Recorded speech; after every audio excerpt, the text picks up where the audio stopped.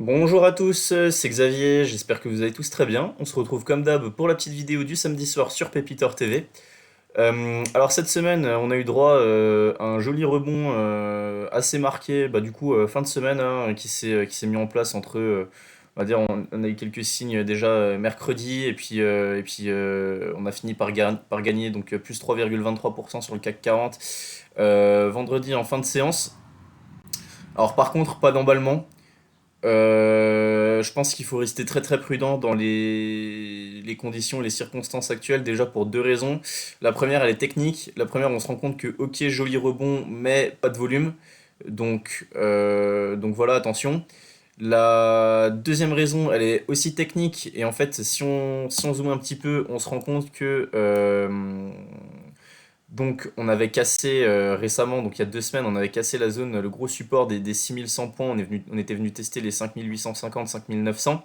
Et en fait on se rend compte qu'à ce niveau-là, on est juste en train de faire un throwback sur le niveau des 6100. Donc là techniquement, en fait on est tout simplement en train de...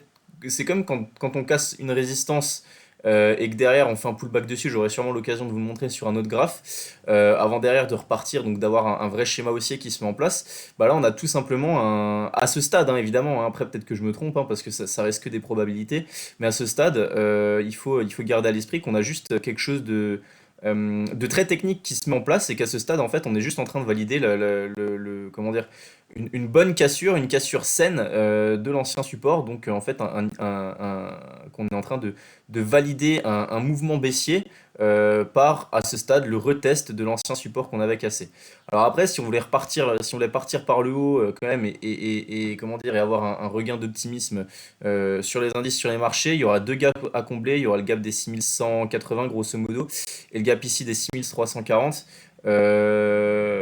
Sans oublier que ces deux objectifs haussiers, hein, donc qui sont des compléments qui seraient des compléments de gap baissier, se ferait encore à l'intérieur d'une figure baissière, hein, on voit parce que le CAC 40 est toujours capé par cette résistance oblique baissière matérialisée en rouge depuis maintenant plusieurs mois.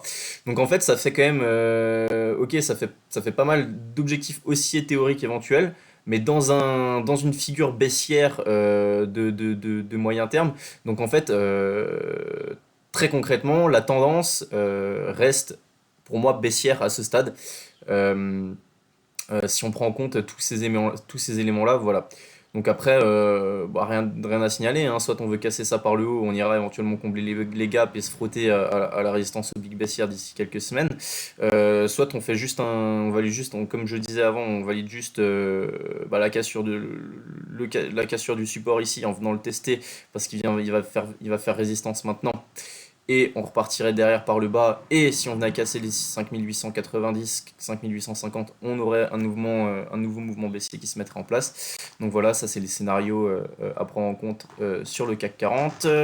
Ensuite, petit tour aussi sur le Brent, donc le pétrole qui avait pas mal consolidé ces 2 dernières semaines. Non, parce que je vois pas mal de gens un petit peu tout euphoriques sur Twitter. Oui, le pétrole baisse, fin de l'hémorragie, fin de machin, le CAC 40 remonte, alors qu'on vient de faire juste un rebond de 3% sans volume. Pareil pour le Brent. Alors le Brent, effectivement, on est en train de, on n'a pas réussi à passer donc la résistance ici des 120, 124 dollars a fait résistance et on est revenu tester les anciennes résistances devenues théoriquement support. Voilà, enfin, je veux dire très clairement à ce stade, le pétrole ça reste très très haussier. Je veux dire, voilà, comment dire, on peut se contenter d'être très content, être très très euphorique d'une petite baisse de quelques pourcents sur le pétrole, mais je veux dire, le pétrole, ça reste très très très haussier, moyen long terme, enfin en fait depuis le Corona crack. Et là, je veux dire, la figure reste encore, enfin je veux dire, il y a vraiment de la marge avant de pouvoir vraiment dire, bon, cool, on peut souffler, le pétrole est vraiment en train de consolider plus profondément. Donc c'est pour ça que je dis attention à pas être trop optimiste à ce stade. Je veux dire, on est juste sur le support des 110 qu'on a clairement tenu, qu'on a clairement validé. Donc voilà, si on venait maintenant à ne pas réussir à repasser au-dessus des 115 et puis de retourner sur les 120 et qu'on cassait du coup ces 110 par le bas, la prochaine étape ce serait le test là de cette oblique haussière. Et si et seulement si on cassait cette oblique baissière par le bas, on pourrait parler éventuellement de retournement moyen terme baissier sur le pétrole, mais très concrètement, on n'en est absolument pas encore là. Et voilà quoi. Donc attention à l'optimisme et à le trop fort optimiste à mon sens de certains sur les réseaux sociaux, tel que je peux le voir là depuis quelques jours, quelques semaines. Donc je commence tout de suite par la liste, que j'ai pas mal changé de trucs. J'ai rajouté quelques valeurs un petit peu plus spécu, notamment biotech. Alors bon, j'expliquerai toujours, c'est très risqué comme d'habitude, mais en fait on a eu pas mal de, comment je peux dire, on a eu pas mal de rebonds aux États-Unis, un peu moins marqué encore en France. L'indice biotech aux États-Unis a gagné pas mal là, cette semaine. Donc en fait, généralement, ce qui se passe aux États-Unis, bah, nous, ça se passe chez nous à instant T plus 1, quoi. Donc voilà, pas mal de. Donc les quelques graphes que j'ai réussi à prendre, ce sont les moins dégueux des biotech qu'on a chez nous. Et à savoir que j'ai passé au crible toutes les graphes biotech bah, de l'indice français. Et à 80%, ça reste extrêmement dégueu. Donc là, voilà, j'ai vraiment appliqué un filtre. Enfin voilà, vous me connaissez, je propose rarement vraiment de la merde, ou alors je le stipule, évidemment comme d'habitude. Donc on commence avec Bois Concept, qui n'est pas une biotech, mais plus une petite boîte qui s'est introduite en bourse récemment. Je ne sais pas si on le verra à la vidéo, mais qui s'est introduite en bourse le fin juin, donc il y a un an, quoi. Et qui depuis surperforme très clairement. Alors en fait, ce que j'aime bien avec Bois Concept, c'est une valeur que j'en avais déjà parlé dans la vidéo il y a un mois ou un mois et demi. En fait, ce que j'aime bien, c'est que malgré les indices, en fait, c'est la super tenue. On s'est encore fait une fois peur cette semaine avec cette bougie-là, qui est donc du 17 juin, donc vendredi dernier. Et en fait, on a réussi à reprendre cette semaine. Donc vraiment, comment je peux dire, Bois Concept, cette valeur, elle envoie vraiment des signaux très forts. Et je pense que si on a les indices qui se reprennent vraiment, ça pourrait être une valeur qui pourrait démarrer un nouveau mouvement de hausse un petit peu. En fait, j'ai l'impression, hein, c'est une petite valeur, j'ai l'impression qu'on a juste vite fait faire la comparaison. Je pense que c'est important. Si je prends par exemple l'exemple de Moulin Vest. Bah, on remarque, bon maintenant c'est plus le cas, hein, mais on remarque que bah, c'est une valeur qui commence à prendre, donc Bois Concept qui commence à prendre vraiment des allures de Moulin Vest, donc qui avait fait x10 en un an et demi entre 2020 et 2022, qui depuis consolide un petit peu. Et bah là sur Bois Concept, j'ai l'impression qu'on a le même cas de figure qui commence à se mettre en place, bah, à savoir voilà, toujours des plus bas de plus en plus bas, des plus hauts de plus en plus hauts, et surtout qu'on arrive à tenir vraiment les zones importantes, donc là en l'occurrence la zone des 30 euros, malgré des indices bah, qui sont en grosse tendance baissière partout dans le monde. Donc voilà, Boa Concept, petite valeur. Donc après, ce qui peut être intéressant sur les périodes de grosse panique, c'est d'avoir quand même un ordre qui traîne, on va dire, au cas où on voudrait quand même venir combler le gap à 25,50 et chercher la même 200 sur les mêmes niveaux. Je pense que ça pourrait être un niveau extrêmement intéressant pour entrer sur la valeur si vous en avez l'opportunité. Sinon, il faut surveiller là cette figure, quoi. Bon, là, on peut dessiner une petite robe, quoi. Voilà, voilà. Air Liquide, alors pas grand chose à signaler sur Air Liquide si ce n'est qu'on a bien rebondi en fait sur cette oblique dont j'avais parlé la semaine dernière. Sauf que je pensais que ça prendrait beaucoup plus de temps, donc vous voyez mon objectif il se situait plus, bon c'était à la louche hein, mais aux alentours d'août quoi.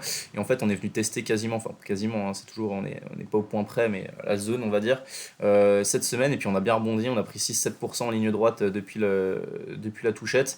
Donc voilà, Air Liquide, hein, je fais le suivi un petit peu maintenant toutes les semaines pour ceux allez, on va dire une semaine sur deux, pour ceux qui seraient rentrés sur la valeur suite à la vidéo de la semaine dernière. Technip Energy, pareil, pas grand chose, enfin pareil, pas grand chose à signaler dans le sens où on est toujours bah, sur la MM200, la M50, donc on a bien consolidé la hausse là il y a 2-3 semaines depuis les 13,60 jusqu'au 12,20 €. Il faudra absolument réussir à tenir cette zone, auquel cas, sinon il y aurait des chances qu'on retourne sur les 11 euros, ce qui serait à mon sens un excellent point d'achat.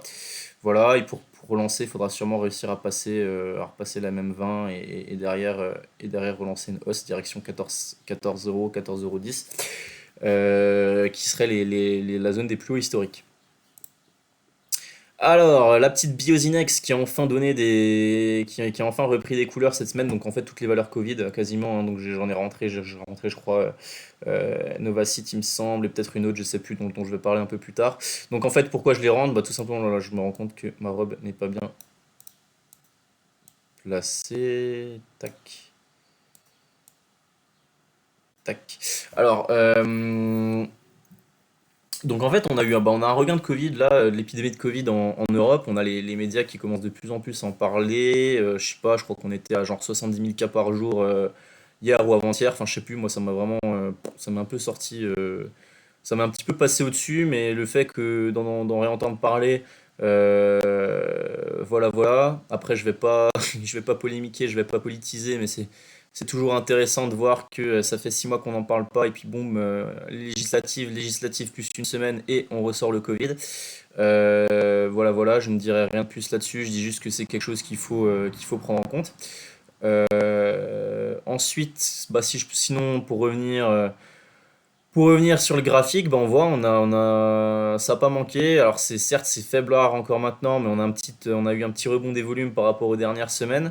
On a fait bah, du coup une fausse cassure par le bas, hein, des 16 euros, donc là qui avait forcément scotché tout le monde, hein, qui était dedans, qui jouait cette figure. Bah là normalement vous avez tous été stoppés. Ça le marché aime bien en ce moment, en faire soit des faux breakouts à la hausse pour vous faire rentrer puis vous faire ressortir derrière, soit des faux breaks à la baisse pour vous faire sortir et derrière repartir en ligne droite. Donc ce qui s'est passé ici. Et puis là, on a cassé la robe. Pour l'instant, on va dire qu'on n'a pas réussi, on n'a pas encore eu la force nécessaire à passer les 18,40 €, donc les plus hauts là de mi-mai. Après, si on voulait vraiment relancer le titre, la hausse du titre à moyen terme, il faudrait réussir à passer par le haut les 19,40 €, qui serait un signal majeur de retournement haussier sur le titre, à mon sens.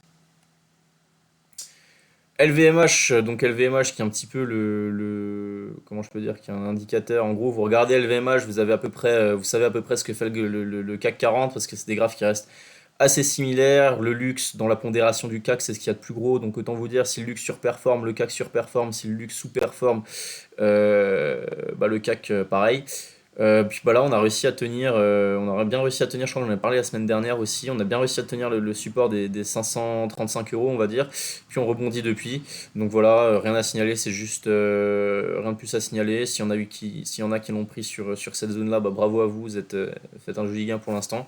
Après, on voit, hein, ça reste, à court moyen terme, ça reste quand même assez baissier, hein, à mon sens. Enfin, je veux dire, on voit, on fait tout le temps les plus hauts sont de moins en moins hauts. Après, point positif, c'est que les plus bas se stabilisent. Donc là, pareil, on aura le jour où on casse ça par le bas, on a un vrai indicateur qui dit bon bah le luxe va aller encore plus bas, donc le CAC aussi. Et puis sinon, signal haussier si on arrive à repasser les 615, 620 € à la hausse. Voilà, voilà. Le CAC, je l'ai déjà fait. Alors Novacite un peu plus moche que comment elle s'appelle, que Biozinex et Eurobioscientifique. Je ne saurais pas trop expliquer ça. C'est sûrement lié aux fondamentaux. Je pense que sûrement qu'Eurobio et Biozinex ont réussi à mieux pérenniser leur activité dans le temps, enfin ont réussi à voilà, profiter d'un élément comment dire, temporel, bah, qui était le Covid en fait, et qui ont réussi à profiter de ça dans le temps justement. Ce que Novacite a peut-être moins réussi à faire, ce qui explique son niveau de cours en bourse aujourd'hui. Quoi qu'il en soit, on est vraiment sur un gros support. On voit que là, on est en train de le casser par le bas, mais que bah, le rebond de l'épidémie là a probablement fait revenir un petit peu des investisseurs dessus. C'est très faiblard, mais on voit qu'il y a un petit peu de volume là par rapport encore aux dernières semaines. Donc Novacite, pareil, je pense qu'il y aurait vraiment un coup à jouer. Si on venait à casser par le haut les 1,96, 2 €, je pense derrière il y aurait un gap à jouer déjà à 2,25 €. Donc ça voilà, ça ferait des petits objectifs 10-12% si on venait à faire ça. Donc là on est encore très bas. Par contre, je pense que vu le support sur lequel on est, sur des profils un peu plus spéculatifs, ça peut être déjà intéressant de se positionner dès maintenant avec un stop sous les plus bas, le cas où on viendrait casser les plus bas. Alors Quadient, bah, reprise là sur support, belle réaction, il y a eu des volumes, je me demande s'il n'y a pas eu une news, je sais plus. Donc là, ceux qui s'intéressent à Quadient et qui sont dedans, vous savez quoi faire, hein. C'est-à-dire que là, à ce stade, c'est du rebond technique parce qu'on a vous voyez, on a la moyenne, la M7 qui capte bien les cours. Donc, tant qu'on passe pas la M7 par le haut, compliqué d'aller viser plus haut. Après, la première résistance sera les 18,20 € à repasser pour espérer relancer quelque chose. Il y aurait un gap à combler vers 18,90. Et puis, attention, hein, toujours pareil, hein, dans une tendance baissière, là, telle qu'elle est matérialisée aujourd'hui. Bah, si on va casser les plus bas récents par le bas, forcément, c'est pas bon et normalement, vous êtes censé sortir. Le Brent, j'en ai parlé. SO, j'en ai pas parlé. SO, moi je vais vous donner mon avis personnel sur le titre. Je pense que plus le dossier se creuse, plus les investisseurs se penchent sur le dossier, puis ils en parlent aussi sur bah, forcément les réseaux maintenant qui sont devenus un outil essentiel pour boursicoter tout simplement parce que vous avez accès aux informations, enfin, à une masse d'informations qui n'est pas forcément, qui n'est pas tout le temps vraie hein, évidemment, mais qui est quand même très très importante l'immense majorité du temps. Alors SO, ce qui se passe, c'est que deux scénarios possibles.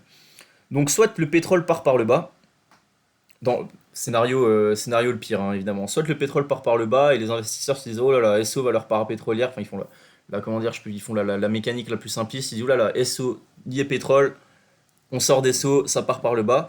Sauf que après bah, avoir un petit peu creusé le dossier, on se rend compte que SO, au contraire, un pétrole pas trop cher, limite ça l'avantage un petit peu parce que bah, c'est un raffineur. Donc le raffineur il achète du pétrole, donc plus le pétrole est cher, bah, plus il l'achète cher forcément.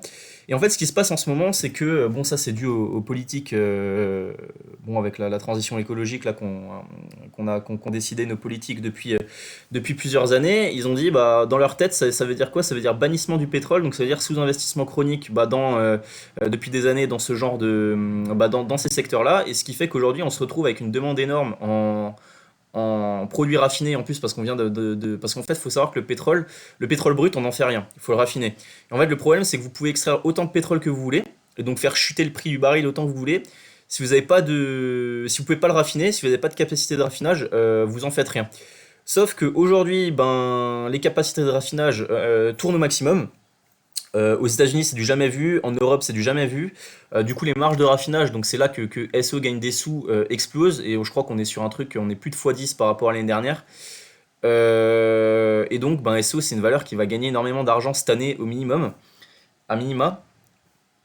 Et donc forcément, je pense qu'en fait, faire le lien simpliste, attention, oulala, SO, prix du pétrole ça monte, on achète, prix du pétrole ça baisse, on vend, je pense que c'est quelque chose qui est mauvais. Enfin, c'est pas ça qu'il faut prendre en compte sur la valeur, c'est plus, voilà, c'est cette demande un petit peu, surtout que là, l'été, bah, on a une demande en essence qui explose avec tous les gens qui partent en vacances. Et en fait, vu qu'on vient de foutre un embargo sur les produits raffinés russes, bah, ça fait que nous, il y a un vrai goulot d'étranglement, c'est-à-dire on peut produire autant de pétrole qu'on veut, on peut pas le raffiner. Donc, ça veut dire quoi? Ça veut dire que les produits, in fine, SO, elles vendent quoi? Elles vendent du diesel et de l'essence.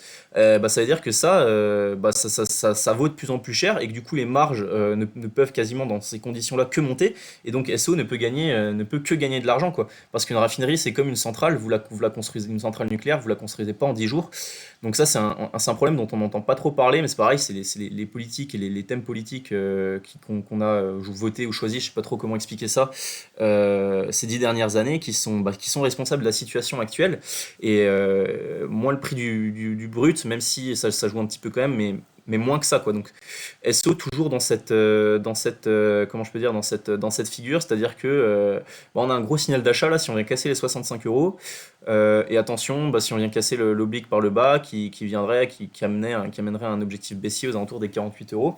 Après, et toujours pareil, si on se base sur ce qu'ESSO a sorti comme résultat l'année dernière, qu'on reporte un petit peu les marges de raffinage cette année en prenant en compte que le pétrole est aussi un peu plus cher, donc ESSO l'a sûrement acheté un peu plus cher aussi, on se rend compte qu'en fait, à 700 millions de valorisation, ESSO enfin, c'est complètement bradé encore, quoi, fondamentalement parlant.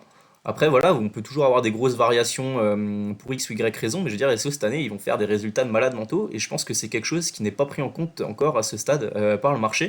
Donc c'est pour ça qu'en plus, on se rend compte que c'est une des valeurs liées un petit peu pétrole qui tient le mieux, tout simplement. Donc peut-être que les investisseurs commencent à voir la vérité, disons, sur ce dossier-là. Voilà, voilà pour l'aparté, j'espère que j'ai pas été trop long. J'essaie d'accélérer un petit peu pour la suite. Alors, Soitec, on a cassé par le bas les 151 euros. On est venu les retester là cette semaine. On n'a pas réussi à repasser. En fait, on voit que malgré le rebond du CAC, hein, ça reste poussif. Bah, dans ces conditions-là, deux choses. Soit vous avez un signal d'achat si on a cassé les 152 euros, si on repasse ça par le haut. Soit c'est baissier et le prochain gros support, ce sera la zone des 130. Ubisoft, toujours rien à signaler. On a tenu la zone cette semaine dernière des 42 euros, 42,50 €. On est en train un petit peu de se reprendre. On a toujours du mal à. La MM200 ne veut toujours pas se retourner. Et puis on aura toujours signal d'achat majeur si on vient passer les 50 euros. par le haut. Katana.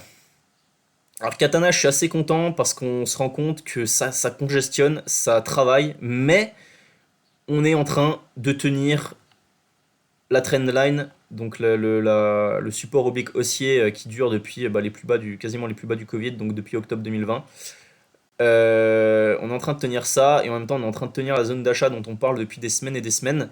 Donc j'ose espérer que Katana veuille finir par se retourner à la hausse et repartir et enclencher un nouveau mouvement haussier. Et puis quoi qu'il en soit, si c'est pas le cas, il y a la porte de sortie, elle est sous 6,30€. Si ça casse 6,30€, 6,25€, ça ira plus bas et ça ira certainement chercher les 5,70. BNP Paribas, on est au bout du fil, hein. Alors attention, les bancaires ont pris un petit peu cher cette semaine. Je ne saurais pas trop l'expliquer. J'ai pas trop suivi un petit peu l'actu macroéconomique là cette semaine, mais disons que les bancaires ont tout. J'ai vu que jeudi les bancaires perdaient toutes 5%, donc c'est qu'il a dû se passer un truc. Là, vous expliquer concrètement quoi, je n'en serais pas capable. Je creuserai sûrement le sujet et j'y reviendrai la semaine prochaine éventuellement si c'est toujours d'actualité. En tout cas, bon, à ce stade, on tient la résistance oblique, le support oblique haussier. Et si on venait à casser ça par le bas, donc on va dire les 46,60€, clairement, ce sera pas bon. On est sur le bas de la figure, faut vraiment tenir, faut vraiment que le CAC reprenne. Sinon, ce sera vraiment très dégradé sur les bancaires. Voilà, voilà. Et puis bon, maintenant pour quelqu'un qui achète ici, le premier objectif haussier il se situe sur 50,90€. Et puis derrière, sinon, un retour sur 55€. Jacquet Metal, donc ça c'est plus à titre de formation, d'information et voilà, de montrer l'analyse technique quand même, hein. Donc on voit, on en parlait, hein, on avait ce support oblique haussier, cassure par le bas, boum, ça n'a pas fait dans la dentelle. Donc là c'était vraiment pour ceux qui tradaient cette figure-là, c'était vraiment le signal qu'il fallait se barrer. Bon, ça n'a pas fait dans la dentelle, on a perdu plus de 10% en ligne droite. Et on est quasiment de retour au plus bas sur Jacquet Metal. Donc environnement très dégradé, valeur, enfin techniquement très dégradé aussi. Pourquoi? Parce que malgré le rebond un petit peu du CAC, on se reprend pas du tout sur cette valeur et on est quasiment de retour sur les plus bas. C'est un petit peu pareil, hein, pour d'autres valeurs là dont j'ai supprimé de la liste. Donc vous prenez le graphe de Richebourg, c'est pareil, hein, c'est-à-dire que on est de retour sur les plus bas, près, voire même plus de l'invasion de l'Ukraine. Donc voilà. J'enchaîne. Alors Athos, je vais pas revenir sur le pourquoi comment de la baisse, là ça va plus être un plan trading, donc je vous montre en fait ce que je vois. Moi ce qui m'intéresse c'est le graphe en UT 4 heures, je vais essayer de zoomer un petit peu.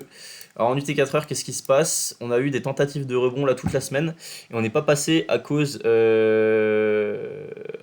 bandes de Bollinger, qui étaient encore, qui se resserraient, mais qui étaient toujours un petit peu baissières et qui ont servi de résistance là tout au long de la semaine. Sauf que là, on se rend compte que bim, on a réussi à avoir ce petit croisement là, M7, M20, et qu'en plus, on a la bande sup qui commence à repartir par le haut. Donc ça c'est intéressant parce que ça favorise les probabilités d'avoir un rebond, et je pense que il y aura un vrai signal d'achat au-dessus des 14€ qui ont bloqué deux fois cette semaine pour aller viser dans un premier temps les 15€. Donc voilà, du 7,5% de rendement éventuellement. Et peut-être qu'après, si vraiment on vous laisse emballer sur la valeur, je sais pas, spéculation d'OPA ou j'en sais rien de tout ce qui se passe sur le titre, on pourrait éventuellement viser, enfin pour moi là en UT4 heures en tout cas, la prochaine grosse résistance ce serait au niveau des 18,80€, 18,50€ si vous voulez être large. Voilà, voilà, on n'y est absolument pas encore, mais c'est quelque chose qui peut être envisageable. Donc forcément, vous me connaissez, j'en parle. J'enchaîne. ST microélectronique, on a cassé les plus bas récents. Ça continue à être baissier. L'objectif, si vous voulez reprendre des titres, c'est une touchette sur les 28,60. Ou alors repasser au-dessus des 32,50 et réenclencher un mouvement. À ce stade, ça me paraît un petit peu prématuré. Je vois plutôt un objectif baissier là sur les 28,60 qui pourrait être intéressant à mettre en œuvre. J'enchaîne, Eurobio-Scientifique, superbe graphe, superbe résistance oblique baissière, très propre, on est dessus, on est en train de la travailler. Je m'attendais à ce qu'on aille une énième fois tester le support des 17€, mais la réapparition pardon, du Covid dans les médias a changé la donne. Donc là, très clairement, signal d'achat si on valide la MM200 et allez, on va dire les 20,30 € à la hausse. Pour viser les plus hauts récents, on va dire, bon, ça fera pas grand-chose, ça fera du 5-6%, mais on va dire 21,50. Et après, le gros objectif, ce sera les 24 €. Donc à ce stade, ça peut faire du 20%. Si ça s'emballe, si l'épidémie repart vraiment et que je sais pas, que ça commence à discuter un petit peu de, j'en sais rien, de confinement ou de mesures un petit peu enfin de mesures qui pourraient favoriser ce genre de valeur, ça pourrait très bien spéculer très fort et retourner sur les plus hauts historiques, enfin historiques non, mais les plus hauts là au niveau des quasiment des 30 €. On en est très loin, mais on a vraiment un signal là. J'aime beaucoup la figure parce que c'est très propre. Plus c'est propre, plus les probabilités de succès en cas de cassure par le haut, par le bas sont en votre faveur. Donc Eurobio scientifique, très très bon. On suit avec attention la semaine prochaine.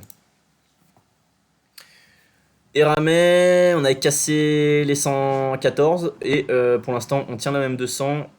Donc c'est ce qu'on parlait la semaine dernière, je crois. On parlait de cette zone des 98. La zone des 98 plus la même 200, donc ça tient pour l'instant, c'est très très bien. On espère que, bah là, clairement, si vous voulez jouer un rebond technique, c'était jeudi, vendredi, là, il fallait se positionner, peut-être encore l'opportunité le lundi matin, avec un stop très facile à placer. Si on casse les plus bas, c'est que ça va aller plus bas. Sinon, objectif, retourner sur 113 à minima.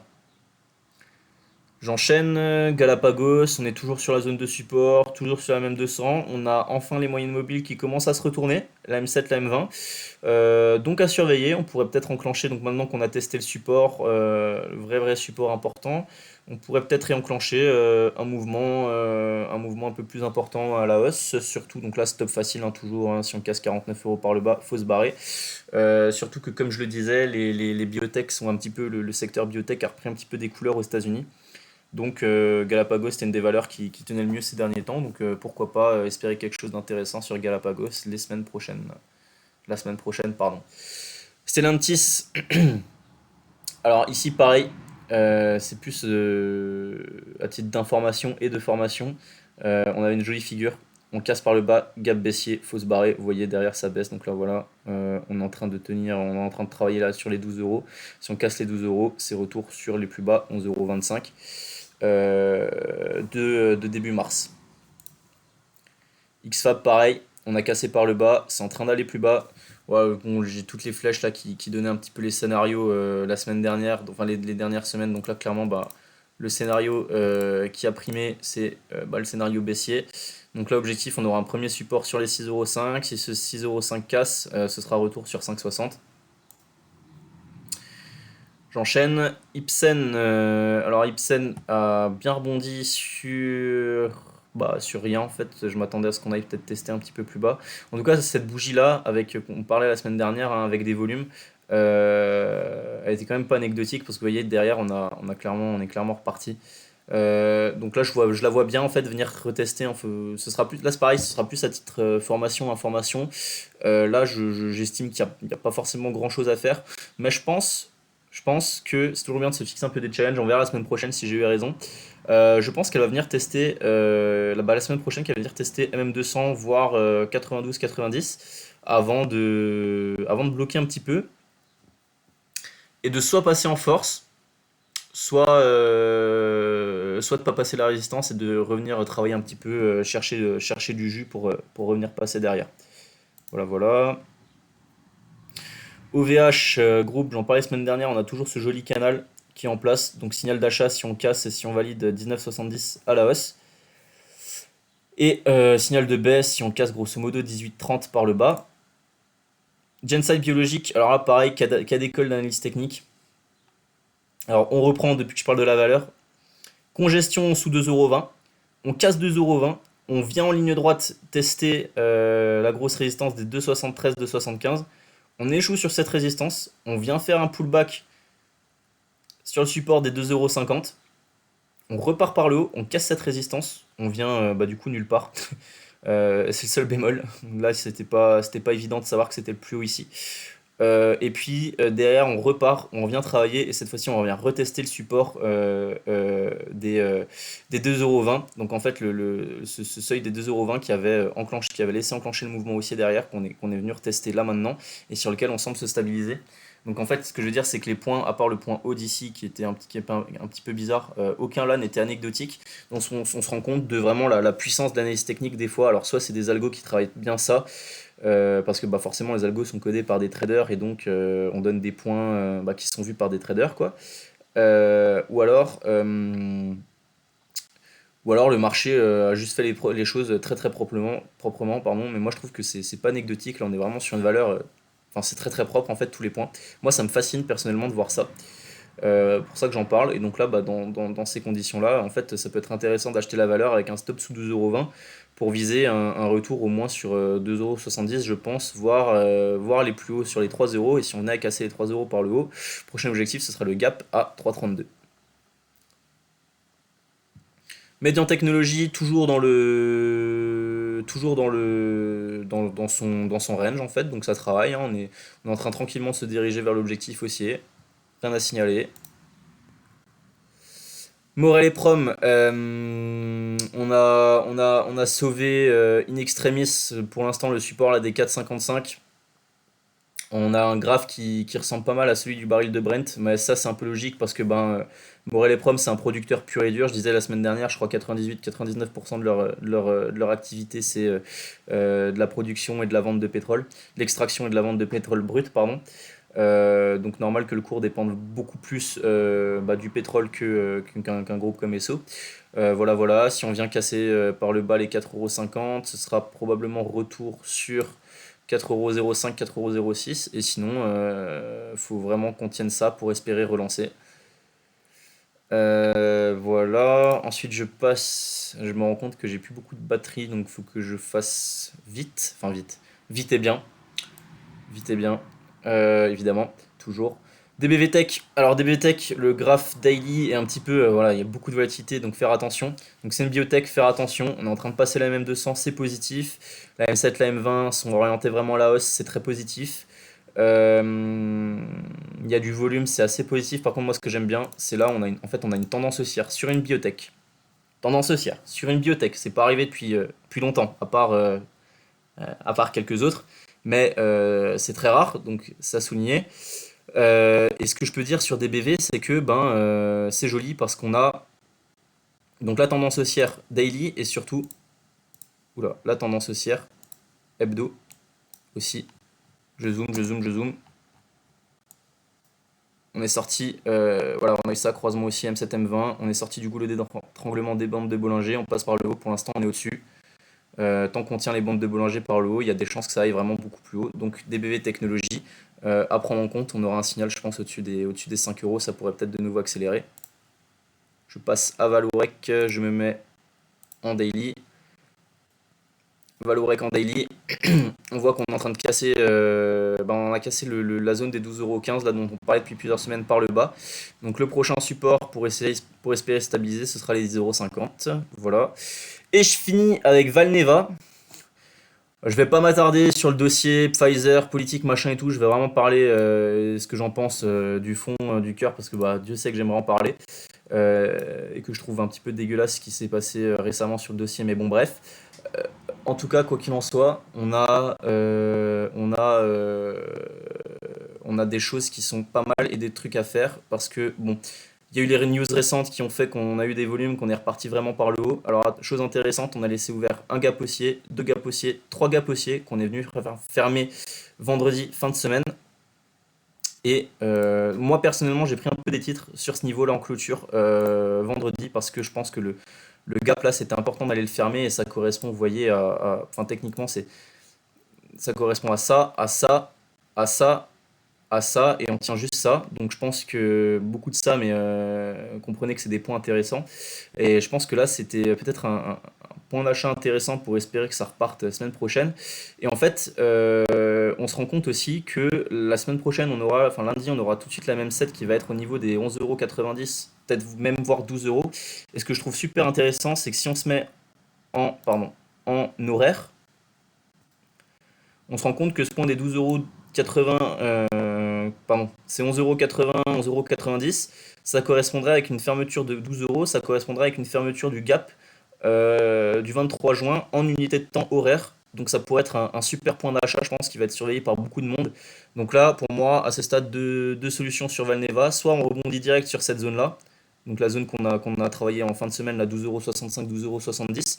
Soit on va essayer d'aller chercher la même set, quoi qu'il en soit, la même set daily qui va être au niveau des 12 euros.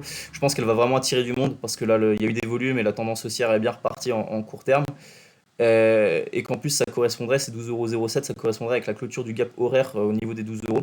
Donc je pense que ça peut être très intéressant à surveiller pour renforcer. Enfin, moi perso, c'est ce que je vais surveiller pour renforcer lundi ou mardi éventuellement si on veut le faire. Voilà, voilà, j'ai terminé pour cette semaine.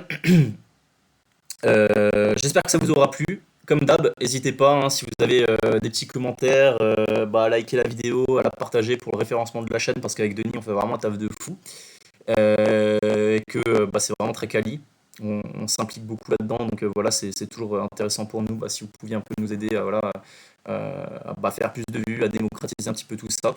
Voilà, voilà, bah, sinon je vous souhaite un excellent week-end et je vous dis à la semaine prochaine sur YouTube, à samedi prochain sur YouTube et puis à lundi, mardi, enfin lundi début de semaine tout de suite en forme sur Twitter. Ciao, ciao, bon week-end!